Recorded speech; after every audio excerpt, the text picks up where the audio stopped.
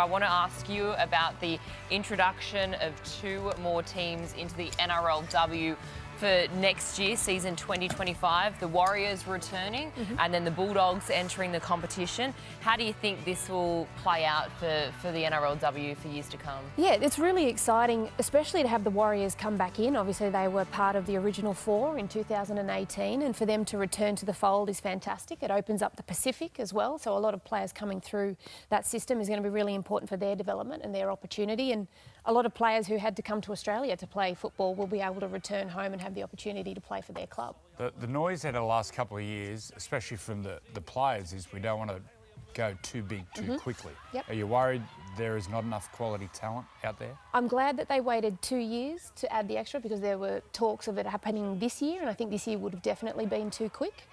2 years allows the opportunity for a bit more junior participation and growth through that pathway to come through. But the great thing is we have now genuine pathways from schoolgirls all the way through to under 16s, 17s, 19s, and then state level competition. That's the key. Yeah. The key is, what you'll find now is most of the names that we know who play rugby league didn't play from the ages from 12 to 17. Pretty much didn't play rugby league. Yep. So, you know, you lose 5 years or so out of your career. You imagine what that would have done to your, to your capabilities. Absolutely. Yeah, your development. Now, every girl that comes through would have all come through the system, so they've got an extra 5 years under their belt. So, I can only see, like Grant said, if we get the pathways right, it's become so popular for young girls to be playing rugby league.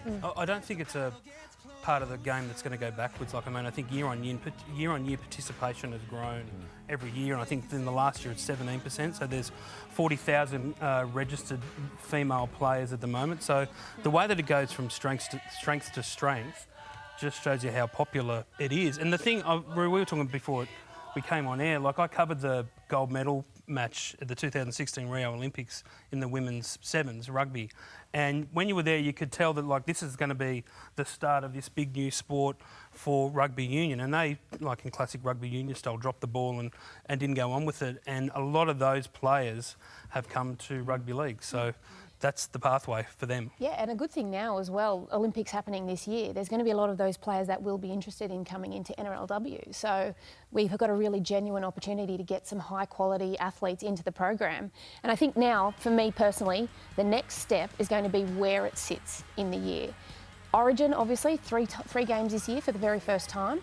Now we need to look at how that sits within the actual calendar of NRL and NRLW going forward. So do we start the season prior to Origin, have 4 weeks off, and then continue on with the rest of the season and finish off the same way we do with the men? So I think that's going to be the next thing that's really important, because these girls, the longer they're in a professional system, we've seen how the quality steps up year on year, and Origin does need that really good quality football leading up to it. The other part is getting sponsors. You know, at the end of the day, the game needs to provide for itself. We want to have women come through and be able to be professional athletes in rugby league. So we need to get it to a stage where it is supporting itself and it's got sponsors. And, you know, at the moment, the Matildas are doing an incredible thing for women's sports at the moment. And, you know, it's just now about, intriguing that whole market out there to get into, female sports, but support it with money. And that's going to be the key. And also support it with legs, get to the games and support the games. And Harvey Norman from day one. Katie Harvey Page. They're big supporters. Westpac, they're huge. Westpac is now They need a on market. board. They need Pink to do an ad campaign. There you go. Or Beyonce. Or Beyonce. Well, we're going to 12 teams. There's 17 teams in the NRL. I'm sure the NRL have a goal of achieving that. How long do you think until we see every NRL team has a women's team? For me, that'll be dependent on what juniors we get coming through the ranks, and that's going to be really important, because we don't want to make the mistake of going too quick too soon and completely diluting the pool. I think we've been really smart. I was critical of it at the start. I don't think we should have started at 4 or stayed at 4 for as long as we did, but the progression now is really, really going about it the correct way. And I think if we continue to have those pathways as strong as they are, that's going to be key. And New South Wales Rugby League have done the right thing by moving their competition to underpin NRLW this year.